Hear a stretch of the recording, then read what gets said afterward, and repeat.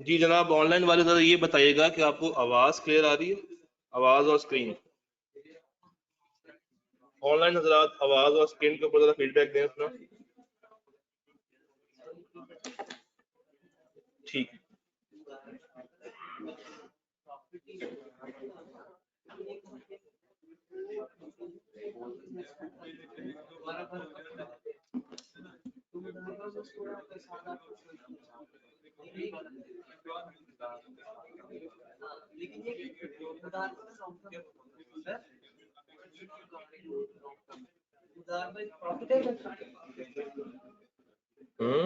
मुदारबा में यानी कि रिस्क ज्यादा होते हैं, प्रॉफिट परसेंटेज ज्यादा होता है।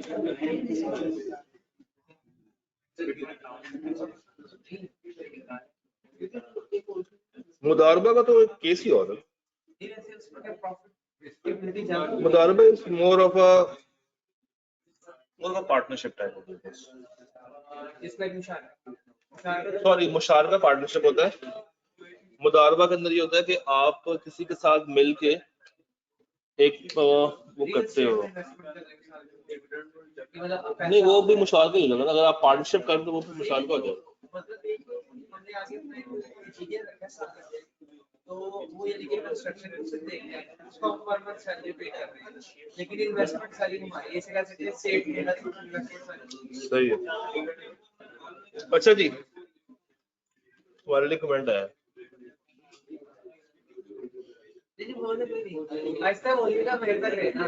साद भाई का कमेंट, आप जानते हो कौन है? साद उमर। अच्छा वो आवाज जा रही है यहाँ पे।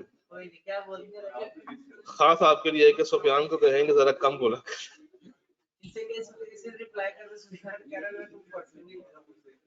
जी साद भाई, आपका मैंने पैगाम पहुंचा दिया। और जनाब क्या हालात है, क्या आता है? आईटी आईटी आईटी खेल रहे हो? आईटी आईटी हाँ, क्या बड़ा करते?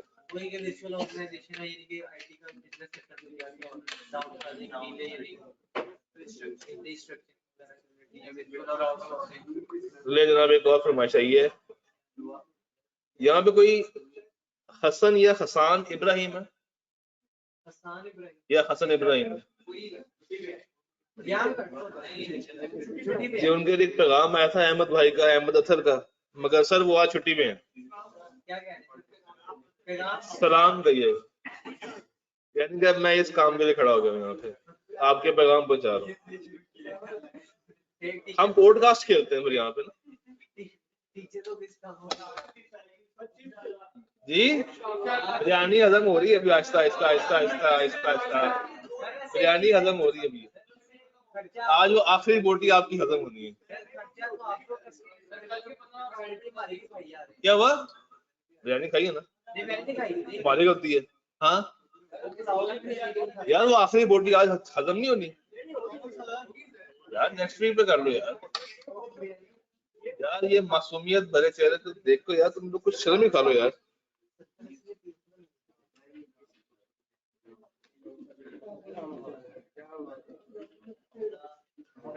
सर जी ऊपर वाली लाइट बंद कर दें, काफी शाइन आ रही है।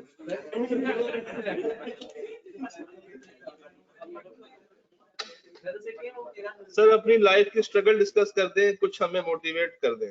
सर आज सर्दी ज्यादा है, तो आप कौन सा फिजिकल आए हैं? आप घर में बैठे होंगे, कंबल से आपने मुंह निकाल के मोबाइल पकड़ा होगा हाथ में और क्लासेस कर रहे होंगे। मैं फिजिकल हूँ, किथे हो, किधर है आप? अच्छा, आज ऑनलाइन बैठा हूँ, शाबाश। लंबी स्टोरी है सर, मैं लाइब्रेरी में बैठा हूँ। कोई वॉशरूम में?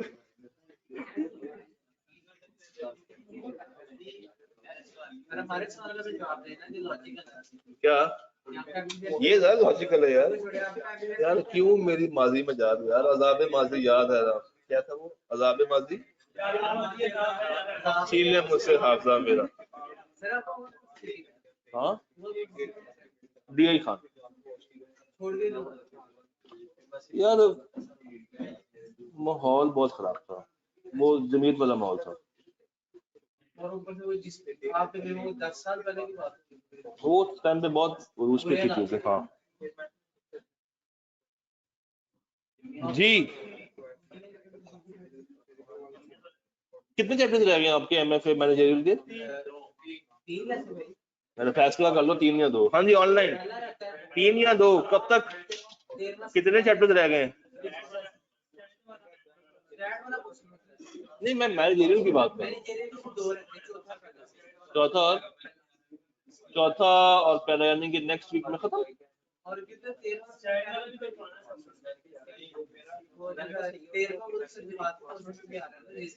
वो कौन करा रहा? वो सही बात है। अच्छा उनकी बुक में ज़्यादा डिटेल दी है। मजे की बात है जो इम्पोर्टेंट चैप्टर्स हैं वो तो 2-3 ही हैं गिनती के। 7वां 8वां 9 और उसमें भी ज़्यादा क्योंकि पहले 5 तो वो पेस्टल के गिर्द गिर्द घूम रहे हैं और छठा है ही कोई नहीं। और सर 7वें में बस 2 ही मॉडल आते हैं, एक बीसीजी और वो वाला 5 फोर्सेस 8 में बस 2-3 है और 9 में बस 2 मूवी छोटी है। तो मैनेजरियल पोर्शन तो हलवा है। सर इस दफा क्या दूसरा आ जाए? लेकिन ये भी हो सकता है एग्जामिनर भी ये सोच रहा हो हो सकता है वो आपको शायद टक्कर पे टक्कर मार दे। सर जी फेस क्यों छुपा रहे एलोपाइन? यार जब मैं यहाँ पे रहता हूँ ना तो वो ऑटोमेटिकली छुप जाता है क्योंकि ये कैमरा मेरे साथ साथ मूव नहीं होता। सर मेरा कैमरा इस तरफ मूव नहीं होता हसान भाई।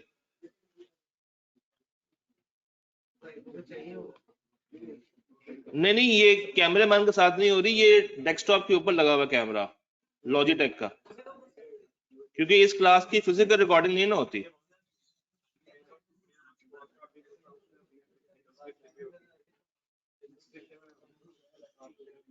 हाँ जी क्या खाना पसंद करेंगे आप आज? मैंने खाना खाया, मैंने पीने के बाद नहीं की। समोसे चलो अगर तो उसके पास 37 समोसे हुए।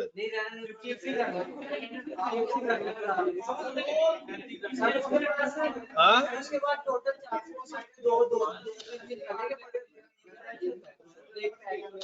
क्या हुआ?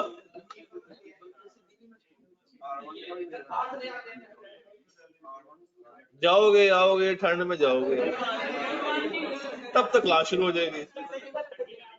बस सुबह ठंड में को भी दही खाना। एक सेकंड हाँ जी क्या शौक चढ़ा आपको? हाँ अच्छा क्या कहते मुझे कर दिया था ऐसे। अल्लाह खैर करे। कहाँ हो? एक सेकंड शेर है। कहाँ हो तुम चले आओ मोहब्बत का तकाजा है, गमे दुनिया से घबरा कर तुम्हें दिल ने पुकारा है।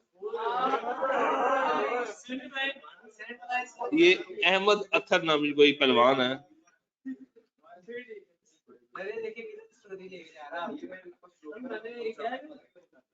हाँ जी उबैद भाई कर लें आप वो वाला काम कर लें बेशक, उतना टाइम हो जाएगा हमको। वैसे ना ही करें ज्यादा बेहतर है, ना करें रुक जाए 20 हो गए हैं। सर जी मैं नाश्ता करके आता हूँ। ठीक है भाई भाग्यो क्या करेंगे इतना एमएफए पढ़ के यार। हाँ जी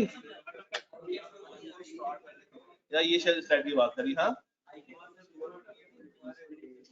आजकल की किसी ने वो देखी है ऑडिट रिपोर्ट? अभी निकाल रही है फाइनेंशियल देखे? फाइनेंशियल देखे आई कैप के? यार उन्होंने कल जो पब्लिश वो की है रिपोर्ट निकाली अपनी।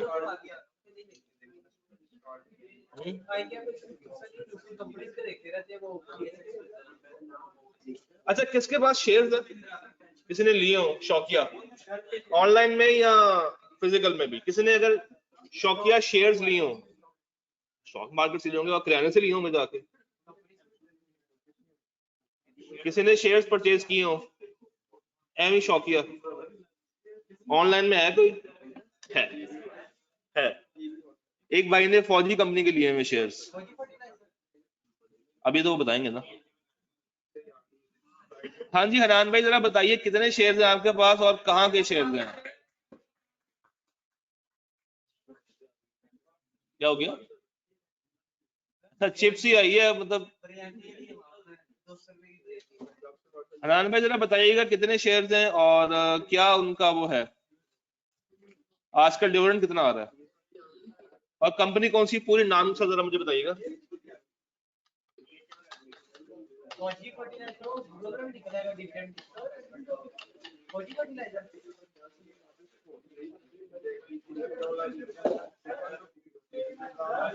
सर वो मिलत का बहुत है अच्छा है डिविडेंड। मिलत ने तकरीबन एक साल में सर 65 रुपए दिए। फौजी के उनके पास, ठीक है उनके पास फौजी के ही है, डन हो गया।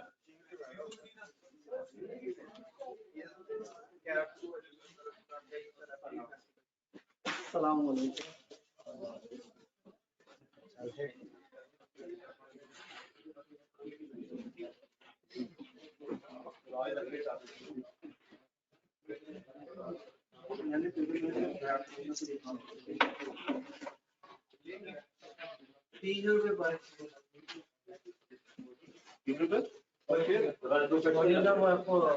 मिलत तो उसने 11 में दिया था 45 रुपए और आइटम में 20 कल दे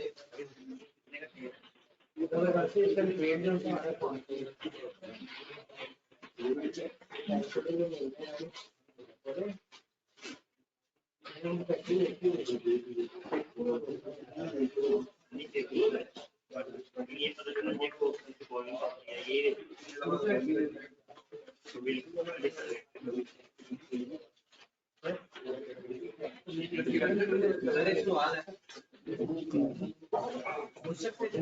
पूछ लो। ये अगर सर इन्वेस्टमेंट करनी हो किसी कंपनी में तो उसको ये लाजमी है कि पहले देखेंगे तो वो इंटरेस्ट फिर नहीं चलती, मतलब बोरिंग वगैरह नहीं करता है, फिर हलाल इक्विटी। इतना सीधा सवाल नहीं है।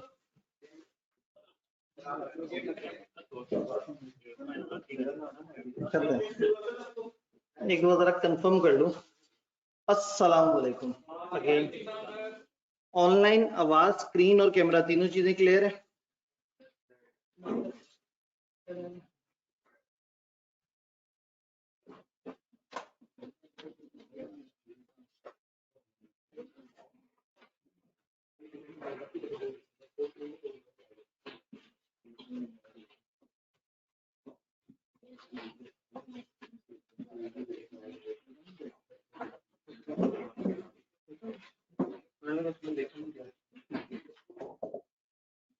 मैंने बजटिंग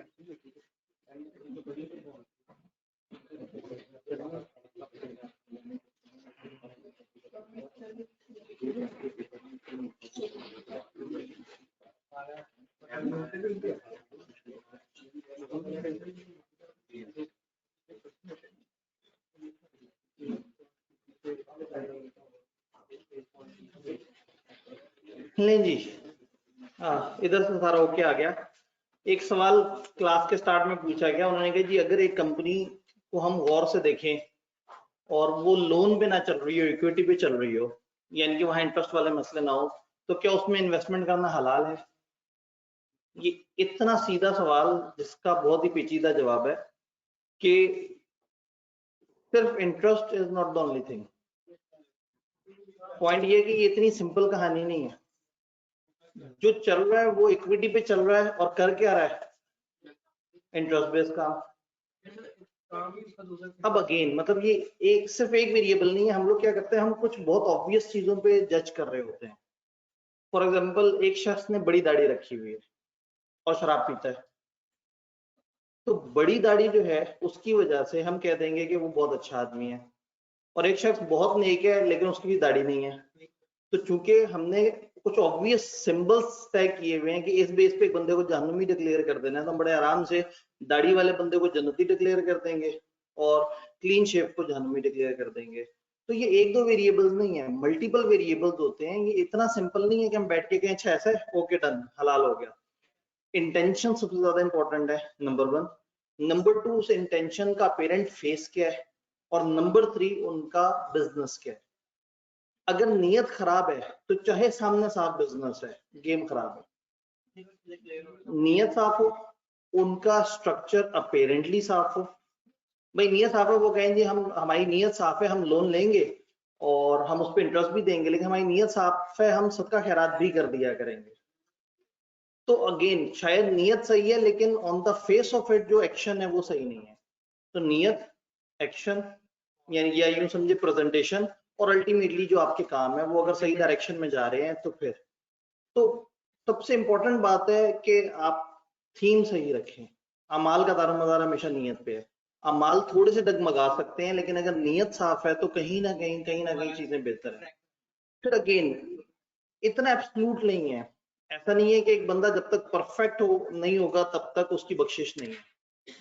हम कोशिश करेंगे परफेक्शन की तरफ जाने की, लेकिन परफेक्शन तो सिर्फ बहुत ही नेक लोगों में आ सकती है, अल्लाह के वलियों में आ सकती है, अल्लाह के नबियों में आ सकती है। हम तो मासूम नहीं है, हम तो खता कर सकते हैं। तो ऐसे में हमने कोशिश जरूर करनी है कि जितना अपने आप को बचा सकें और अच्छाई की तरफ जा सकें। तो सिर्फ एक आध वेरिएबल नहीं होता। इवन जैसे कहते हैं जी स्टॉक एक्सचेंज में शेयर खरीदना सही है या नहीं, ये एक दो चीजें नहीं है, इसके पीछे अच्छे खासे वेरिएबल्स हैं। जैसे सर हम जिस वीडियो का जिक्र कर रहे थे उसमें मैंने थोड़ा सा इस्लामिक इकोनॉमिक सिस्टम और पाकिस्तान में स्टॉक एक्सचेंज किस तरह से काम करती है और उसके अंदर चीजें जो है वो हलाल या हराम वाला क्या मामला है, तो ये मल्टीपल वेरिएबल्स होते हैं, इतनी जल्दी फैसला नहीं होता कि ये सही है ये गलत है। तो हम लोग थोड़ा सा गलत काम करते हैं, हम लोगों को प्रेजेंटेशन से जज करते हैं। सबसे पहली चीज नीयत है, नीयत के बाद प्रेजेंटेशन है। नीयत साफ के बाद प्रेजेंटेशन खराब हो तो भी वो बहुत अच्छी बात नहीं है। तो नीयत, उसकी शक्ल कैसी है, प्रेजेंटेशन, एंड वो इम्प्लीमेंट किस तरह से हुआ है, ये तीनों चीजें मिला के बताती हैं कि काम सही तरीके से चल रहा है या नहीं चल रहा। तो हम लोगों को जरा जल्दी जज करने की आदत हो जाती है, तो वो हम फौरन से बंदे पे लेबल लगा देते हैं, ये तो वो है जहन्नुमी है, ये तो जो है वो जालिम आदमी है, ये तो इस तरह से है। तो किसी के ऊपर बदकारी का ठप्पा भी फौरन से लगा देते हैं। बोतान तो बहुत आसान है। तो कोशिश ये करनी चाहिए कि अपनी नीयत साफ रखें और अच्छाई की तरफ जाने की कोशिश करते हैं। ऑल्दो आइडियल तो ये है कि दीन में पूरे के पूरे दाखिल हो जाओ, क्योंकि जो तालीमात है, बट अगेन हम पूरे के पूरे दाखिल होने की कोशिश करते रहें और अल्लाह करे एक दिन पूरे के पूरे दाखिल हो जाए, ठीक। तो उस दौरान हमसे खताएं भी होंगी, लेकिन कम से कम हमारी नीयत साफ हो और हम खताओं से बचने की कोशिश करें। इस माशरे में ना परफेक्शनिज्म इतनी आसान नहीं है, क्योंकि हमारे इर्द गिर्द ना कुछ सोशल बैरियर्स हैं। फॉर एग्जाम्पल, हम बालिग होने के फौरन बाद शादी नहीं कर सकते, हमारा माशरा हमें इजाजत नहीं देता, जबकि हमारे मजहब ने हमें ताकीद की है कर लेनी चाहिए, ठीक।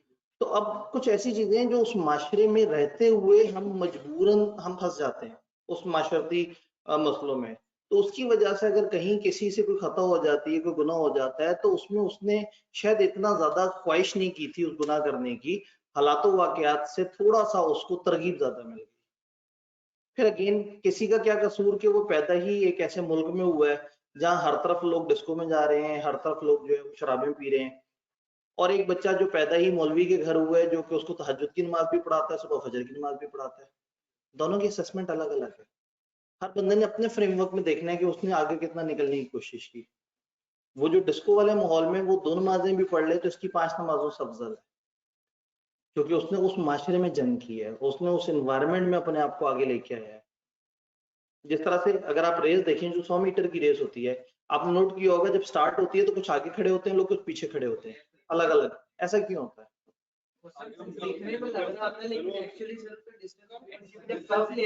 उनका डिस्टेंस इक्वल होता है, क्योंकि जो दायरे से जितना करीब है ना, उसका दायरा उतनी जल्दी कंप्लीट हो जाएगा, जो दायरे से जितना दूर है उसका, तो उसको आगे खड़ा करना चाहिए।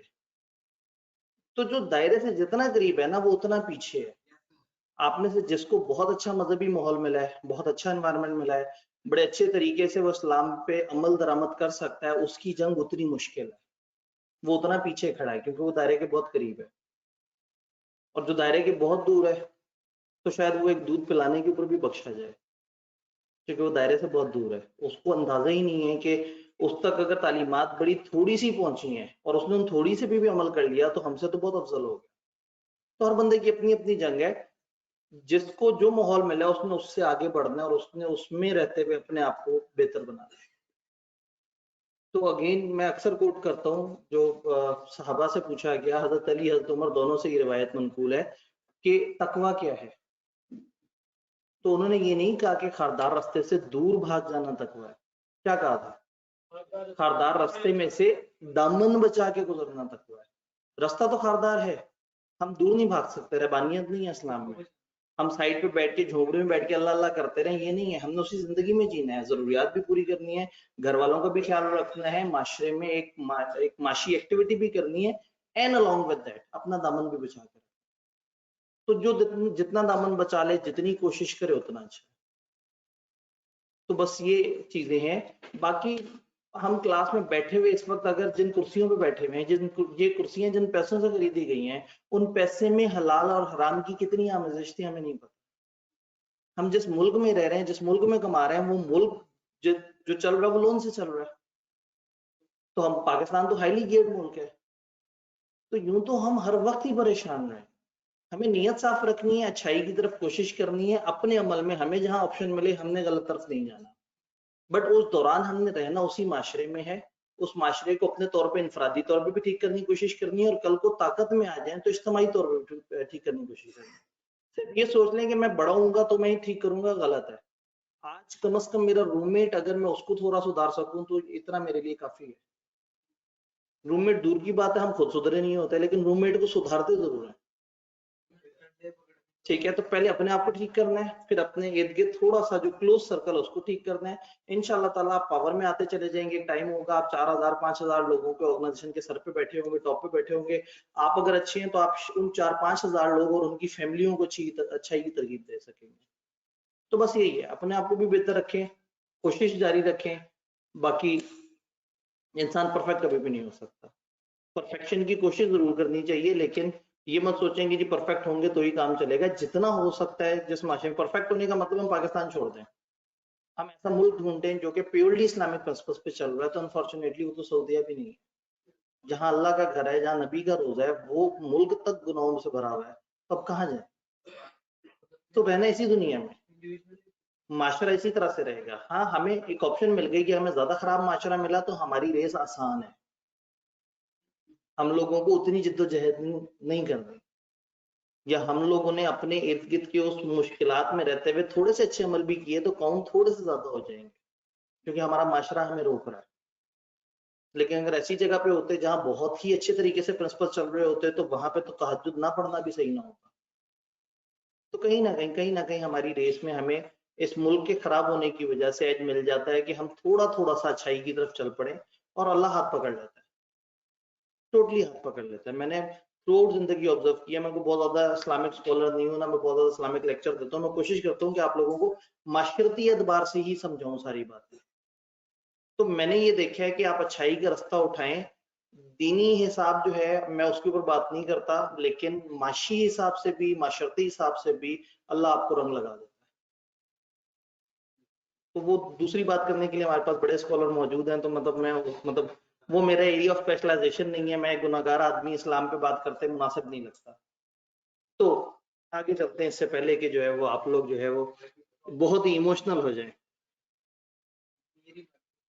जी, वर्चुअल ऑर्गेनाइजेशन हम लोगों ने लास्ट टाइम पढ़ा, हमने आउटसोर्सिंग को समझा, हमने आईटी की बेसिक समझने की कोशिश की है। हमने कहा डाउन साइजिंग, डीलेयरिंग, रीस्ट्रक्चरिंग और आउटसोर्सिंग, ये 3-4 तरह के काम है जो आईटी ने दुनिया को बहुत ज्यादा दे दिए। डाउन साइजिंग में क्या होता था, इदारे की चीजें कम हो जाती थी, वो लोग भी कम हो सकते हैं, मशीनें कम हो सकती हैं, ब्रांचेस कम हो सकती हैं, एरिया कम हो सकता है। डाउन साइजिंग है कि इदारा जिस लेवल पे ऑपरेट कर रहा था उसने आपको छोटा कर लिया, कस्टमर चाहे अभी भी उतने सर्व कर रहा, लेकिन उसने अपने रिसोर्सेस कट शॉर्ट कर लिए, ये है डाउन साइजिंग। डीलेयरिंग क्या था भला, जो दरमियान में बहुत सारी लेयर्स थी, इसने उसको बताना है, उसने उसको बताना है, तो वाई नॉट कि ये नीचे वाला बंदा डायरेक्टली ऊपर वाले बंदे को बता दे। तो दरमियान की जो लेयर्स माइनस की थी वो था डीलेयरिंग। रीस्ट्रक्चरिंग में हमने कहा था कि आप अपना स्ट्रक्चर बदल रहे थे, जहां पे फिर वर्ड आए थे वर्टिकल और हॉरिजॉन्टल। तो ऑनलाइन में एक सवाल वर्टिकल और हॉरिजॉन्टल का भी आया हुआ है कि वर्टिकल रीस्ट्रक्चरिंग इज के नीचे से लेके ऊपर तक एक ही ऑर्गेनाइजेशन में जो रीस्ट्रक्चरिंग हो रही है। हॉरिजॉन्टल रीस्ट्रक्चरिंग इज आपके मुख्तलिफ डिपार्टमेंट्स, मुख्तलिफ सेम रैंक की जो ब्रांचेज है वो अपने आप को कैसे रीस्ट्रक्चर कर रही है कि 2 ब्रांचेज मिल गई, उन्होंने कहा हम मिलके एक ब्रांच। तो रीस्ट्रक्चरिंग इस तरह से भी हो सकती है। रिस्ट्रक्चरिंग कैन बी कि आप कुछ अलायंसेस की तरफ आ जाएं, आप कहेंगे जी हमारा कैंपस है, ये साथ किसी और का कैंपस है, हम लोग मिलके एक दूसरे के साथ कोलैबोरेट किया करेंगे, हम मिलके चला करेंगे। This is a sort of restructuring. तो रिस्ट्रक्चरिंग सेम लेवल पे भी हो सकती है जी, सेम लेवल वाली हॉरिजॉन्टल है, हॉरिजॉन्टल इज एक्स एक्सिस पे जो हो रही है, वर्टिकल इज वाई एक्सिस पे, यानी कि एक ही ऑर्गेनाइजेशन है लेकिन नीचे से ऊपर तक, और हॉरिजॉन्टल में सेम लेवल पे। सेम लेवल में ज्यादातर डिफरेंट डिपार्टमेंट्स, डिफरेंट ब्रांचेस मिलके आपस में एक रिस्ट्रक्चरिंग की तरफ जा रही होती हैं जी। लाजमी नहीं है कि फिजिकल हो, ये ऑनलाइन रिस्ट्रक्चरिंग भी हो सकती है। मैंने कल एग्जांपल दी कि 2 कैंपस की 11 क्लासें, 9 क्लासें, 8 क्लासें मर्ज होकर एक जगह पे बैठ के एक ऑनलाइन क्लास में मर्ज हो गई, तो दैट वाज अ रिस्ट्रक्चरिंग, कि वो बैचेस मर्ज हो गए एक बैच में और वो एक बैच सारों को सर्व करना शुरू हो गया जी।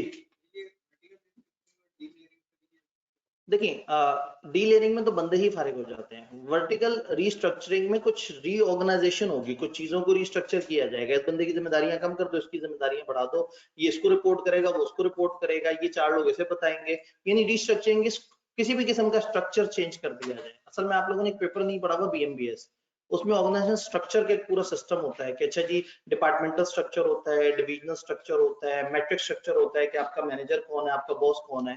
तो ये जो पूरा स्ट्रक्चर है ये अगर चेंज हो रहा है तो ये रिस्ट्रक्चरिंग जी। वर्टिकल जो इंटीग्रेशन हो रही है या वर्टिकल जो रिस्ट्रक्चरिंग हो रही है उसमें डिफरेंट डेजिग्नेशन के लोगों की आपस में रिस्ट्रक्चरिंग हो रही है, ठीक है।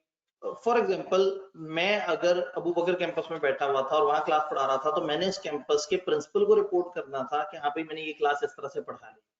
अब अगर वो ऑनलाइन पे क्लास चलेगी तो मैंने डायरेक्टली हेड को रिपोर्ट करना है कि हाँ भाई मैंने आज की वो क्लास पढ़ा दी जिससे आपके दोनों कैंपसेस सर्व हो गए। मेरी रिपोर्टिंग लाइन चेंज हो गई, मेरे से ऊपर जो बॉस है वो साइड पे हो गया और मैं डायरेक्टली उससे ऊपर वाले बॉस को रिपोर्ट करना शुरू हो गया। वो बॉस मौजूद है लेकिन स्ट्रक्चर इस वक्त इस तरह का बन गया कि मैंने उस बॉस के बजाय किसी और बॉस को बता दिया। बात समझ रहे हैं? डी लेयरिंग में वो बॉस ही गायब हो जाता है जी। उसके टेक्नोलॉजिकल एडवांसमेंट के बाद कंटिन्यूअसली जो सारा रिस्ट्रक्चर वाला पॉइंट जी जी बिल्कुल उसकी समझ है कि ये कंटिन्यूअसली कैसे बदल सकता है। देखिए एक ऑर्गेनाइजेशन अगर नई चेंजेस पे जा रही है तो टेक्नोलॉजी की वजह से वो हर वक्त चेंज होती रहेगी। मतलब हमेशा देखे ना, कोविड से पहले फिजिकल बोर्ड पे चल रहा था, कोविड में टीचर एक कमरे में बैठ गया और सारे बच्चों को ऑनलाइन पढ़ाना शुरू कर दिया। कोविड के बाद जो है वो टीचर एक कमरे में आ गया, बच्चों को फिजिकल भी पढ़ाना शुरू कर दिया, ऑनलाइन भी पढ़ाना शुरू कर दिया। तो आप देखें कि स्ट्रक्चर चेंज है, पहले खाली फिजिकल बच्चों को खाली फिजिकल, फिर खाली ऑनलाइन को खाली ऑनलाइन, फिर दोनों बच्चे, फिर कभी लाइव स्ट्रीमिंग होती थी कभी लाइव स्ट्रीमिंग नहीं होती थी, पैटर्न बदल। तो रिस्ट्रक्चरिंग कंटिन्यूअस है। पहले लाइव स्ट्रीमिंग होती थी, टीचर क्लास में पढ़ा रहा है, 2 कैमरे लगे हुए होते थे, ये 2 कैमरे टीचर को पूरा का पूरा नीचे वाले कमरे में रिले कर रहे होते थे। अब टीचर रिले नहीं हो रहा, अब बेसिकली ये वाली क्लास रिले हो रही है जो घर बैठ के भी अटेंड की जा सकती है। तब लाइव स्ट्रीमिंग इज सिंपली कि एक बच्चा जो घर बैठ के इंटरनेट पे नहीं देख सकता वो कॉलेज के कमरे में आके बैठ के वो वाली क्लास को उस वक्त अटेंड करे जी। वर्चुअल ऑर्गेनाइजेशन और आउटसोर्सिंग में कोई कंफ्यूजन है तो बताएं। नहीं, थोड़ा सा आगे चलते हैं। आज की बातें कम लेकिन गहराई थोड़ी ज्यादा।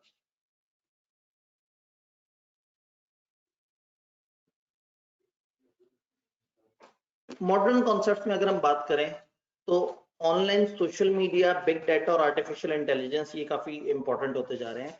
आर्टिफिशियल इंटेलिजेंस को मैं थोड़ा सा कैरी फॉरवर्ड करूंगा, ये आगे एक सिस्टम के साथ कनेक्ट होगा। एक्सपर्ट सिस्टम जब मैं बताऊंगा तो आर्टिफिशियल इंटेलिजेंस है।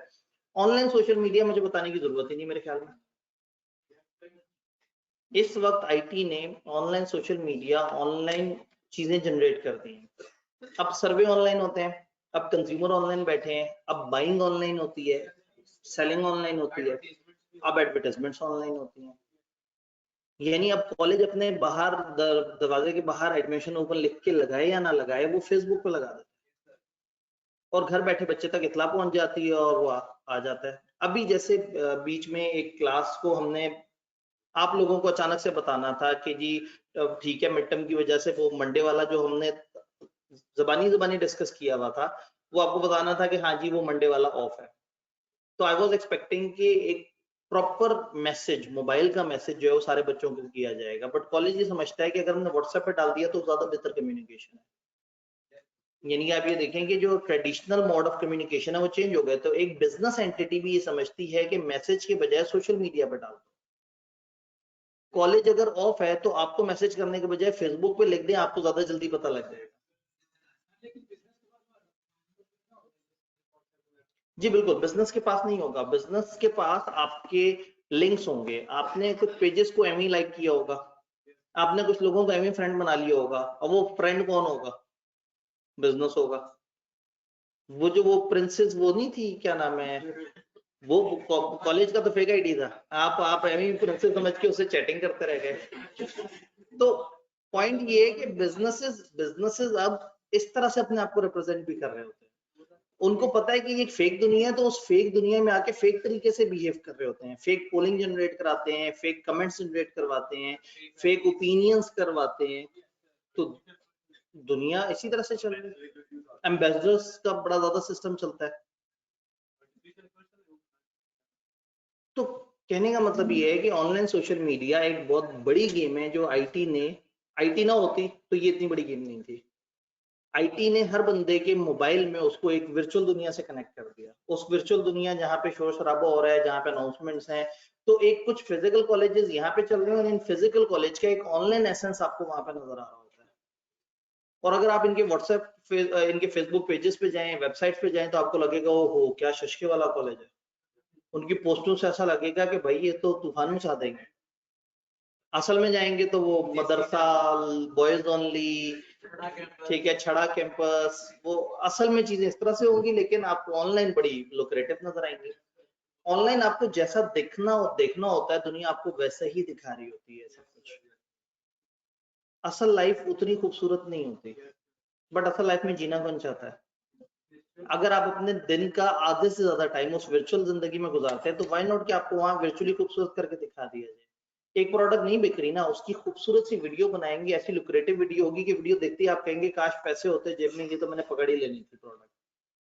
आपसे को पूछे इसका यूज करोगे, तो आप कहेंगे यार यूज बाद में करूंगा, लग बड़ी चौकस रही है।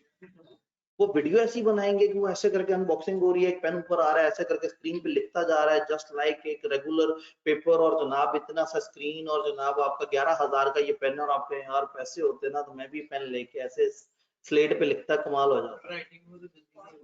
राइटिंग आपकी है ही गंदी, वो उस पेन ने कुछ नहीं करना, लेकिन आपको एक वर्चुअली एक दुनिया में जाके ना जरा अच्छी सी फीलिंग दे दी।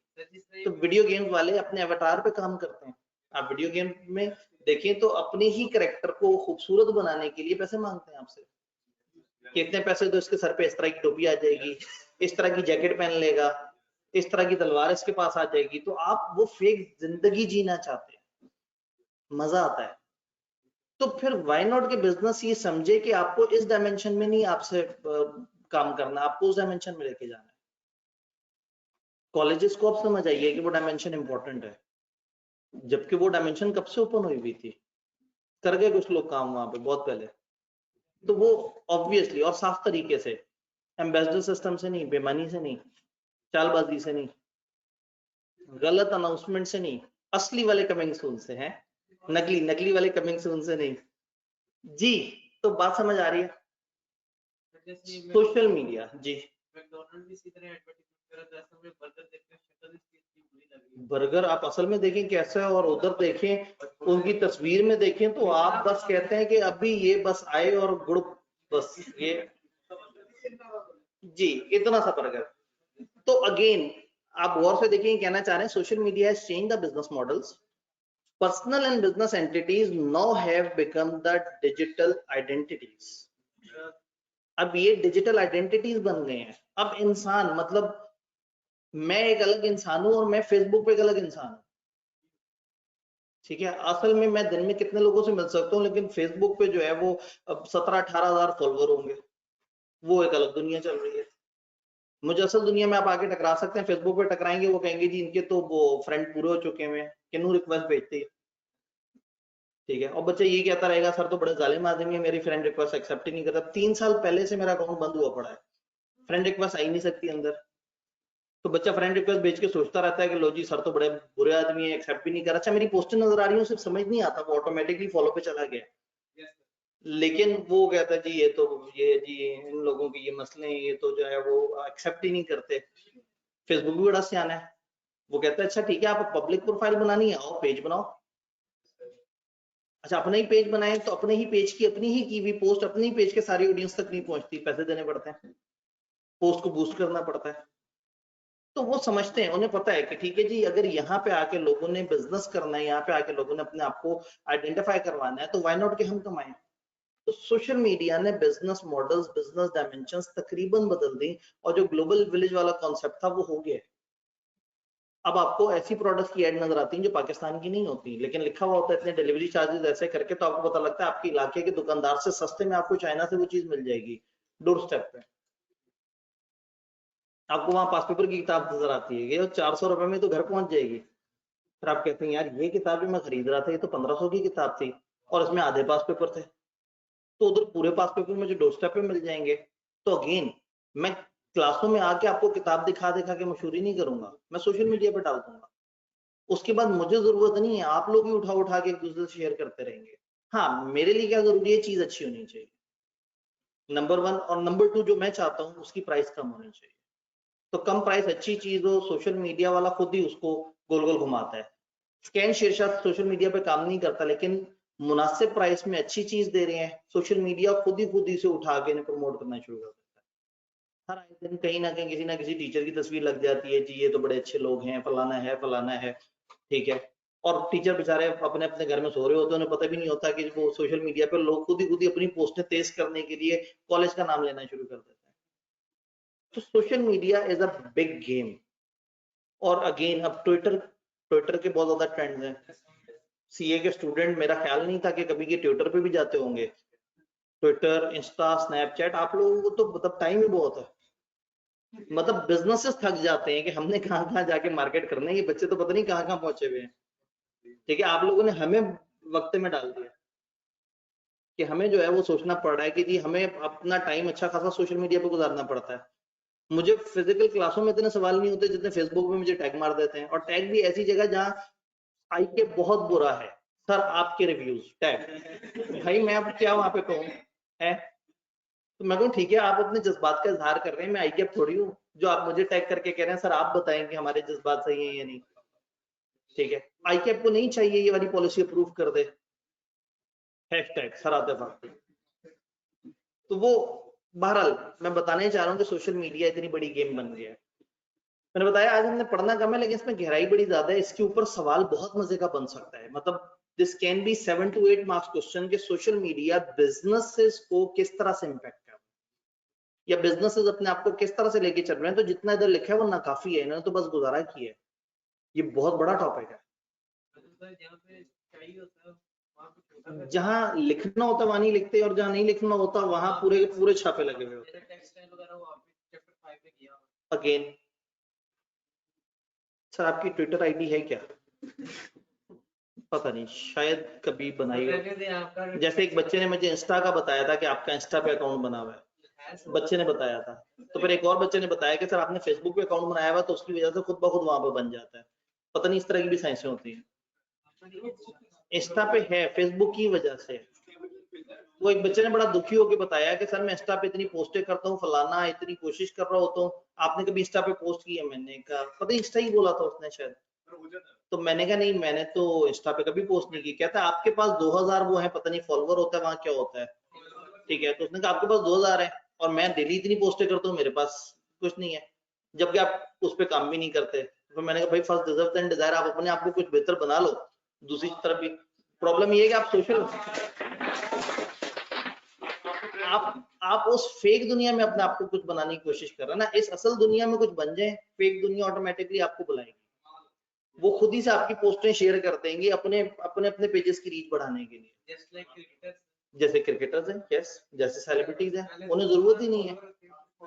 वापस इधर आते हैं असल topic, big data. Big data पे जितनी बात की जाए उतनी कम है, तो इसलिए किताब ने कम सी बात कर दी। इतनी कम बात की कि जो है ना आज के दौर का तकरीबन सबसे बड़ा topic big data. Big data is कि जब इतनी ज्यादा सोशल इंप्रेशंस हैं आपके, जब इतना सारा डाटा कलेक्ट हो रहा है, फेसबुक आपसे एक दिन में कितना डाटा कलेक्ट करता है, आपकी कितनी सारी तस्वीरें हैं, कितने सारे चैट है, कितनी सारी लोकेशंस हैं, क्या कुछ है। बिजनेसेस गूगल आपसे कितना डाटा कलेक्ट करता है। इस वक्त आप चलते फिरते डाटा स्प्रेड है, जहां जाते हैं डाटा फेंक के जाते हैं।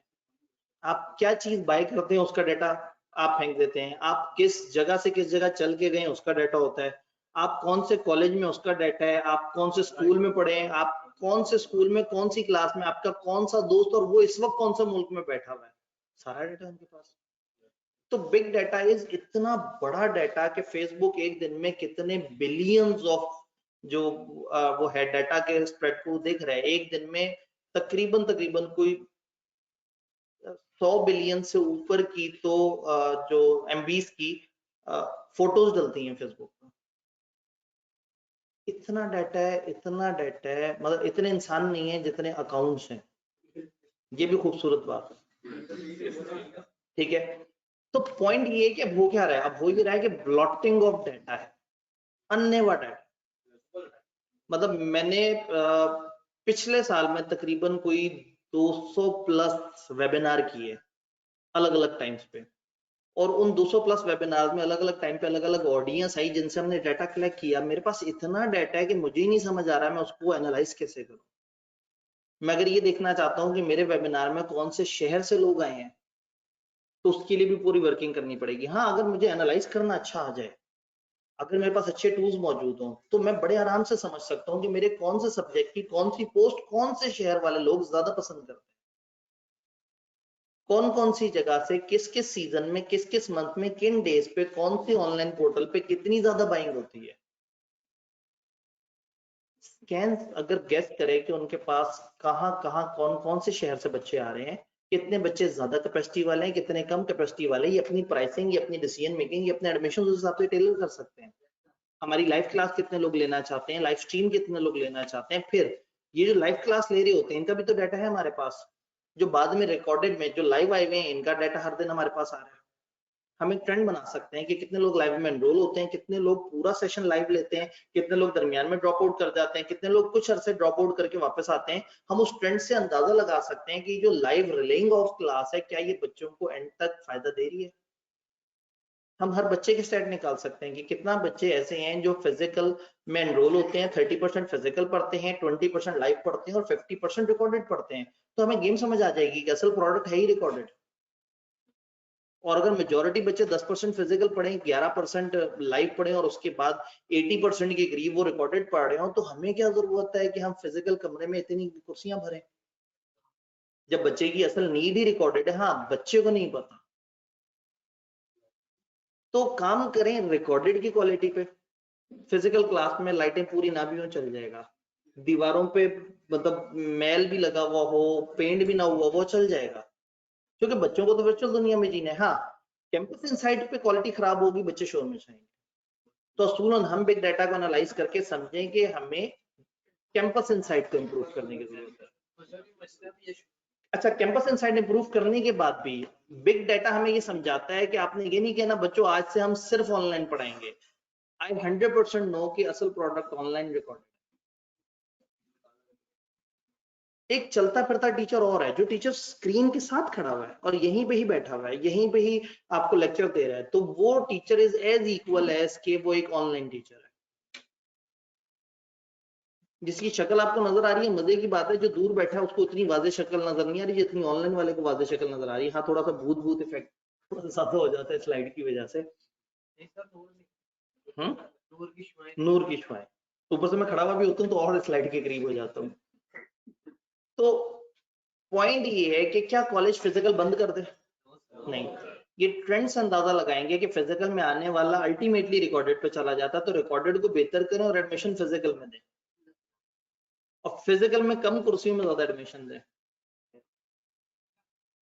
जेन्युइन बात मेरे से अगर ईमानदारी से कहा जाए ना कि बिजनेस को साइड पे करें, कॉलेज के ऑब्जेक्टिव्स को साइड पे करें और एक बच्चे को बताएं उसे क्या करना है, तो मैं कहूंगा भाई रिकॉर्डेड क्लास लो, यही तुमने पढ़ना है, असल में यही पढ़ना। ये कमरा पहले दिन भरा हुआ था, मतलब अभी 2.5 महीने हुए हैं और क्या हालात है कमरे के।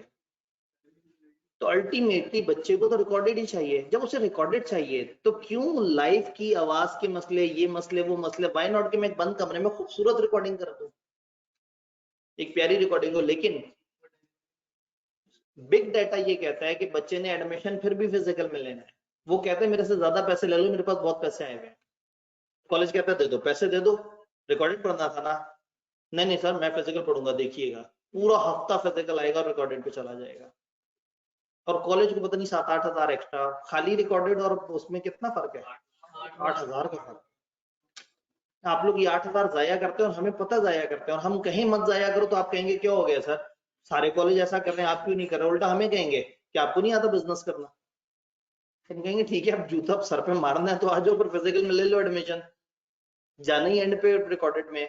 फिजिकल में इतने से ही लोग इंटरेस्टेड होते हैं, मतलब 15 से 20% से ऊपर बच्चा एंड तक फिजिकल नहीं ले रहा। तो होना ये चाहिए कि हम एक छोटा कमरा रखें जो कि 50 बच्चों की कैपेसिटी को, और वहां पे फिजिकल क्लास करें। बट बच्चा कहता है नहीं, एडमिशन तो 250 बच्चा लेगा फिजिकल में, पड़ेगा पड़ेगा। तो ये सारा डाटा हमें कैसे पता लगेगा? Big data. बिग डाटा का मतलब क्या है कि आपके इर्द गिर्द इतना ब्लॉटिंग ऑफ डाटा है, ऑर्गेनाइजेशन के पास इतना डाटा है, फेसबुक अपने डाटा को सही से इस्तेमाल करके आपको सही वक्त पे सही प्रोडक्ट दिखा रहा होता है। मैं फेसबुक को कहूंगी कि मुझे ऐड चलाना है, तो वो कहेंगे अच्छा कौन से यूजर्स को, उनके क्या इंटरेस्ट हो, किस तरह की एज के हो, किस तरह से करना है, तो मैं 2,000 रुपए लगाऊंगा और एक ऐसा डेडिकेटेड ऐड होगा जो डायरेक्टली आपको आपकी स्क्रीन पे नजर आएगा, अगर आप उस इंटरेस्ट ग्रुप के हुए, क्योंकि आपसे वो डाटा ले लिया, उस डाटा को अच्छे तरीके से इस्तेमाल कर रहे हैं। तो इस वक्त ऑर्गेनाइजेशंस परेशान है कि हमने करना है क्या। ये नहीं, अगर हम ये डाटा इस्तेमाल कर लेंगे, लोग इस वक्त खाना किस टाइम पे खा रहे होते हैं, ट्रेवल किस टाइम पे कर रहे होते हैं, ट्रैफिक सिग्नल्स के टाइम चेंज कर दिए जाते हैं इस बेस पे कि कौन से टाइम पे रश ज्यादा होता है। ट्रेंड्स चेंज हो गए हैं। मैं एक टाइम पे सुबह 8 से 10 बजे के दरमियान सबसे ज्यादा रश होता था सड़कों पर, और मैं हमेशा सोचता था कि अगर फ्लेक्सिबल टाइम का मौका मिले तो मैं 11 बजे के टाइम पे ट्रेवल करूं जब रश नहीं होता। इंटरेस्टिंग बात यह है कि अब 11 बजे शदीद रश होता है और 8 बजे सुकून होता है। 8 बजे तो अक्सर सिग्नल भी उन्होंने ओपन किए हुए होते हैं, मैनुअल किए हुए होते हैं कि ठीक है इस वक्त कौन सा रश है। तो अगेन बिग डाटा जो है ये ट्रेंड्स एनालाइज करे, देखे कि लोगों का बाइंग पैटर्न क्या है, खरीदारी वो अप्रोच क्या है, टाइम्स कौन से हैं, किस टाइम पे किस सीजन में किस तरह से बाइंग होती है, कौन सा टाइम पीक सीजन है, और उस हिसाब से अपनी प्राइसेस डिफाइन करें। तो वो बिजनेस जो पहले कम कमा रहे थे वो बहुत ज्यादा कमा सकते हैं अगर वो बिग डाटा को यूज करें। अगेन थोड़ा सा पढ़ना है लेकिन इसमें गहराई काफी ज्यादा है।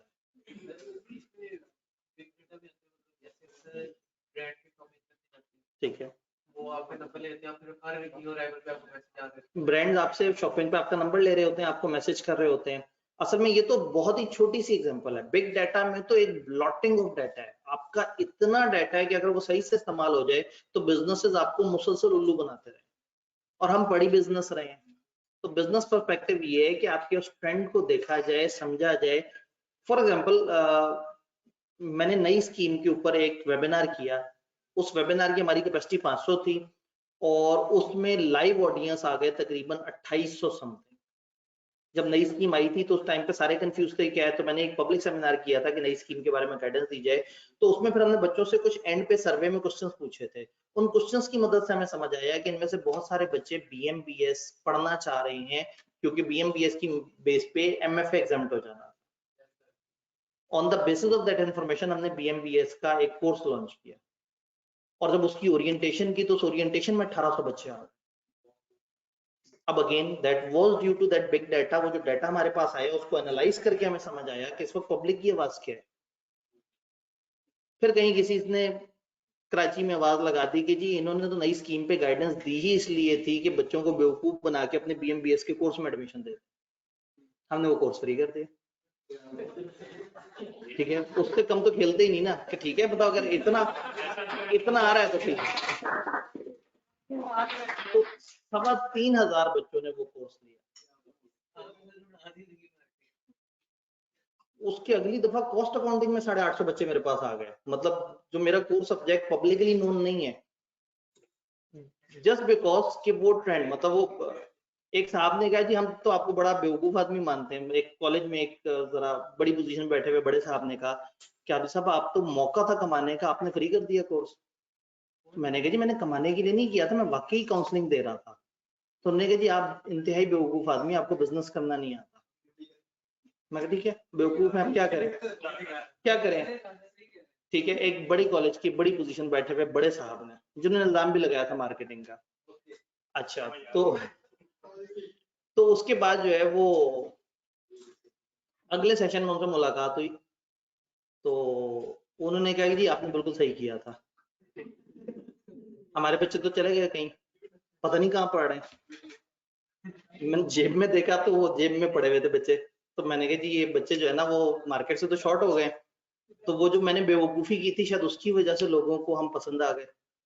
तो वो थीम ये है कि बिग डाटा से जो है ना चीजें इस तरह से वो होती हैं कि आप गेज करते हैं, आप लोगों को सपोर्ट करते हैं, लेकिन फिर उस लेवल की सर्विस भी देनी पड़ती है भाईजान।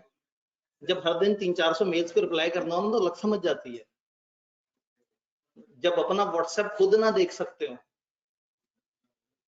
मेरे व्हाट्सएप पे कभी मैसेज करके देखें तो बस फिर उसके बाद 2 साल इंतजार करें। व्हाट्सएप ऑटोमेटिकली आपको बताता है कि भाईजान ये बंदा जिसको आप राब्ता कर रहे हैं ये इंतहाई फजूल आदमी है, इसको ईमेल करो, नहीं तो एक और नंबर है जो इसका और टीम का कंबाइंड नंबर है, उस पर राब्ता करो, तो इस बंदे तक थोड़ा सा पहुंचने की ऑप्शन मौजूद है। तो बच्चे फेसबुक पे टैग कर करके पूछ रहे होते हैं, और वो फेसबुक पे उन्होंने कहा जी रिप्लाई भी जल्दी आ जाता है। फेसबुक का टैग नोटिफिकेशन में नजर आता है, व्हाट्सएप को तो मतलब मैंने बिल्कुल ही म्यूट किया। मैं तो क्लास के दौरान व्हाट्सएप की टूं से ही जो है ना वो आवाजार हो जाऊं। सही बात है, मैंने मैसेंजर के साथ ऐसा ही किया। फेसबुक का मैसेंजर मेरे पास पिछले 3 साल से इंस्टॉल नहीं है। पता नहीं आप में से अगर किसी ने मैसेज किया हो तो भाई मैं वहां नहीं हूँ। फेसबुक बताता भी नहीं है, एक तो मतलब वो बताते कि भाई ये मैसेंजर नहीं इंस्टॉल कर रहा है ये बंदा, इसको कोई शौक नहीं है। तो खैर अगेन ज्यादा पब्लिक का मतलब है फिर आपको ज्यादा जिम्मेदारी भी लेनी पड़ती है, और अगेन अगर आपका थीम साफ है तो फिर आपको उस लेवल पे फिर लोगों को सर्व भी करना होता है। तो ये सिर्फ मजाक करने से नहीं होता। फ्री कोर्स का मतलब ये नहीं है कि बच्चों ने कोर्स लिया और चले गए। उन्होंने टेस्ट दिए, उन्होंने एंगेज किया, उन्होंने सवाल पूछे, और पेपर से पीछे मतलब मुझे याद है कि उस पेपर में सिर्फ एक बच्चे का सवाल मेरा मिस हुआ था, जो सुबह 8:15 बजे पूछा था, 9 बजे पेपर था। वो आखिरी सवाल था जो मिस हुआ था, जब मैं 8 बजे सारे सवालों के जवाब देके सो गया था कि बस अब बहुत हो गई, अब 1 घंटे बाद पेपर आई कैप का। क्योंकि वो व्हाट्सएप के ग्रुप्स थे और धड़ाधड़ सवाल जवाब थे। तो ऐसा नहीं कि बस फ्री दे दिया और मार्केटिंग हो गई, फिर सर्व भी करना पड़ता है। फिर ये जो हल्के बड़े बड़े गहरे गहरे होते हैं ना, जो ऐसा लग रहा होता है हाँ ये फिर पड़ जाते हैं। आप लोगों के भी गहरे गहरे हल्के, आपके किसी और वजह से, ठीक है, आप किसी वजह से रोते बहुत है, पढ़ने की वजह से, ठीक है। आप वो कह रहे हैं वो मैसेजेस पढ़ने की वजह से हल्के पड़ जाते हैं। अच्छा, बिग डाटा समझ आया। बिग डाटा इज के ब्लॉटेड ऑफ डाटा है, इतना डाटा। कॉलेज, इसी कॉलेज ने पिछले 4 साल का अपना डाटा उठा लिया और उसी को समझ गए, तो उन्हें पता लग जाएगा कि अगली दफा हमें FR1 के 2 बैच देने चाहिए या नहीं।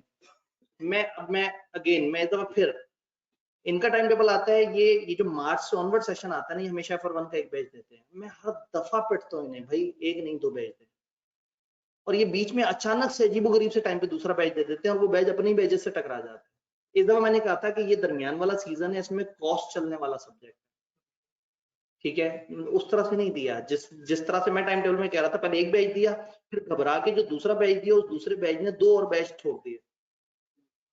हमने दरमियान में 3 घंटे का गैप रखा था, और इस कमरे में बी लॉ सी लॉ की क्लासेस रखी थी, MFA बी लॉ और सी लॉ इस कमरे में क्लास रखी थी, और उसके बाद एक FR1 का बैच रखा था। अब अचानक से घबरा के दूसरा कोर्स दिया, वो ऐसे टाइम पे आया कि 2 क्लासेस डिस्टर्ब हो गई। वो 2 क्लासेस 150 160 पे बंद करके नीचे शिफ्ट करनी पड़ी, जो बी लॉ की और सी लॉ की क्लास है। और बी लॉ का अकेला बैच था, वो बैच आराम से इस कमरे में होता तो वो 250 प्लस के साथ लाइव स्ट्रीमिंग के एडमिशन ले लेता, कॉलेज को फायदा होता। मैंने कब कहा कि मुझे पैसा चाहिए, मतलब कहने का मतलब है मैंने उन्हें suggestion the on the basis of big data.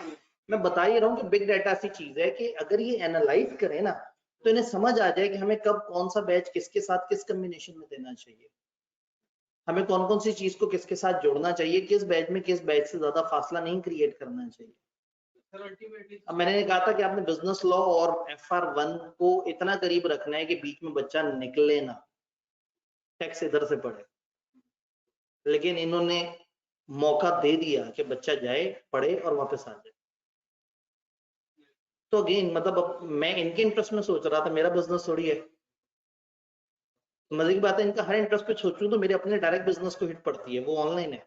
But again मैं हमेशा कोशिश करता हूँ कि ये इनको, तो ये बिग डाटा इतनी बड़ी चीज है कि अगर आपको समझ आ जाए ना कि इनफ्लो कहाँ से हो रहा है, लोग किस तरह से आ रहे हैं, तो ये आज बैठ के सोच सकते हैं कि FR1 में हमारे पास 2 बैच होने चाहिए सेशन के स्टार्ट में, और अभी से उसका ऐसा टाइम रखें कि बच्चा इधर से आए उधर से आए, उसके साथ लॉ और टैक्स के ऐसे कॉम्बिनेशन बने कि अपना बच्चा सोचे भी ना बाहर जाने के बारे में, पढ़े तीनों की तीनों इधर पढ़े। ऐसा कॉम्बिनेशन बनाए कि गैप ही मत दें, ऐसा कॉम्बिनेशन बनाए कि उसकी नमाजों के टाइम डिस्टर्ब ना हो। अगर आज हमें बिग डाटा ये बता रहा है कि आगे फिर वही सीजन आ रहा है और उसमें FR1 और टैक्स ज्यादा चलेंगे, बी लॉ टूट जाता है फास्ट ट्रैक में, अगर ये एनालाइज करें तो ये PRC आने वाले बच्चे को फास्ट ट्रैक में कैप्चर कर सकते हैं, फास्ट ट्रैक ही नहीं देते। बी लॉ फास्ट ट्रैक इतनी बड़ी गेम है बिजनेस पॉइंट ऑफ व्यू से। तो अगेन खैर बहरहाल मतलब मैं तो अपने जज्बात का भी इजहार किया है कि ये बड़ी जरूरी प्लानिंग है कि आप डाटा को देखो, एनालाइज करो, समझो क्या ट्रेंड्स हैं, लोग किस फ्लो में आ रहे हैं। अगर PRC का बच्चा अभी फारिग हो रहा है 25 दिसंबर को, तो वो 3 महीने वेला नहीं बैठेगा, और किसी ने उसे फास्ट ट्रैक में पकड़ लिया तो अगले पेपरों में वो आपकी तरफ नहीं आएगा, और आएगा भी तो टूटे हुए कॉम्बिनेशंस के साथ आएगा। वो अजीब सही, वो बच्चा भी रुल जाता है, कॉलेज को भी फायदा नहीं होता, बच्चा भी बस मजाक ही करता रहता है, इस कॉलेज में छुट्टी है तो उस कॉलेज में छुट्टी नहीं है, उस कॉलेज में मिड टर्म चल रहा है तो उस कॉलेज में पढ़ाई चल रही है, वो बस अपने आप को एडजस्टमेंट ही से गुजारता रहता है। तो खैर हम लोगों ने बहुत सारी इधर उधर की बातें की, बट मैं जिस टॉपिक को जो किताब ने बड़ी कम डिटेल में बताया हुआ है, जिसको मैं ज्यादा डिटेल में डिस्कस करना चाह रहा था, दैट वाज कि बिग डाटा क्या है, किस तरह से काम करता है। अब ये जो ऑनलाइन ने जितने भी एवेन्यूज क्रिएट की, रीस्ट्रक्चरिंग फलाना फलाना, फिर वर्चुअल ऑर्गेनाइजेशन और वो, और ये जो एंड पे हमने डिस्कशन की है अदर देन आर्टिफिशियल इंटेलिजेंस, मैंने से छोड़ा, ये हम अगले लेक्चर में सिस्टम्स के साथ देख रहे होंगे इंशाल्लाह ताला, कुछ सिस्टम्स हम पढ़ रहे होंगे। तो फिर अब आपका मंडे को टेस्ट किस चीज का होगा भला? चैप्टर 2 का इन्होंने कहा जो पोर्शन बचा, ये तो बहुत हल्की बात हो गई, चैप्टर 2 पूरा और ये जितना हमने पढ़ा है, थोड़ा सा तो टारगेट बढ़ा होगा ना, ठीक है, चैप्टर 2 और ये जितना हमने अभी तक पढ़ा इंशाल्लाह ताला। बिग डाटा की अल्टीमेटली यही है ना कि बिग डाटा को एनालाइज करके हमारी स्ट्रेटजी के ऊपर सारा बेस डिसीजन होगा।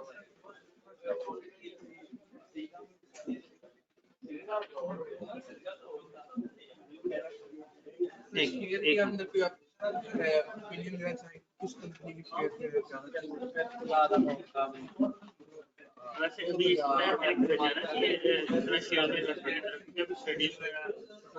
इस टाइम पे सिर्फ पढ़ना चाहिए।